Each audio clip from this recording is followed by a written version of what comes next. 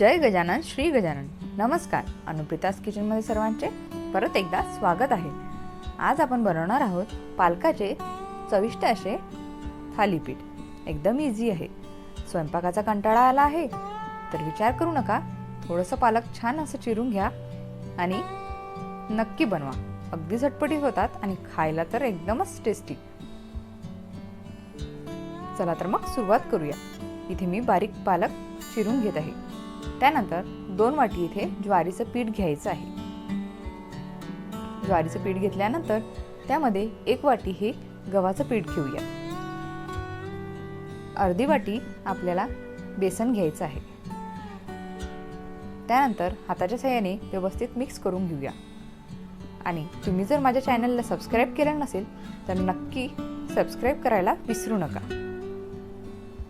आता आपल्याला यामध्ये बारीक चिरून घेतलेलं पालक घालायचं आहे. त्यानंतर बारीक चिरलेला कांदा घालून घेऊया. कांद्याने आपल्या थालीपीठाला अगदी छान चव येते. थोडेसे आपल्याला इथे तीळ घालून घ्यायचे आहेत. त्यानंतर आपले जे बेसिक मसाले आहेत म्हणजे हळद, लाल तिखट, थोडासा मी इथे गरम मसाला टाकलेला आहे आणि मीठ टाकलेलं आहे. थोडंसं जिरे टाकलेलं आहे. आता हे व्यवस्थित मिक्स करून घेऊया आणि पाणी टाकून मळून घेऊया. आपल्याला जास्त आसट मळायचं नाही आहे, व्यवस्थितच मळायचं आहे. आणि 5 ते 10 मिनिटं आपल्याला हे रेस्ट करून घ्यायचं आहे.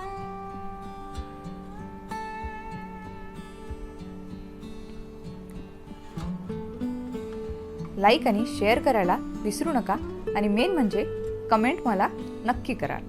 आता आपण थालीपीठ करायला सुरुवात करूया. त्यासाठी एक छान असा गोळा करून घ्यायचा आहे आणि पीठ लावून घ्यायचं आहे. व्यवस्थित आता लाटून घेऊया.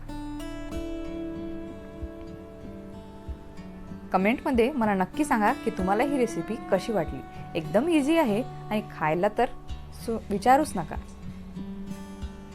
खूपच सुंदर आणि खमंग असे थालीपीठ आपले लगेच तयार होतात. तव्याला तेल लावून घ्यायचं आहे. त्यानंतर खरपूस होईपर्यंत आपल्याला छान असं भाजून घ्यायचं आहे. थोडंसं आपल्याला इथे वरून तेल टाकायचं आहे जेणेकरून आपलं थालीपीठ हे चिटकणार नाही आणि छान असं भाजून येईल.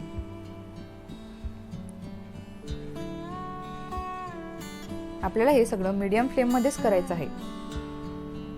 हाय फ्लेमवर केलं तर थालीपीठ जळून जाईल आणि व्यवस्थित भाजले जाणार नाही.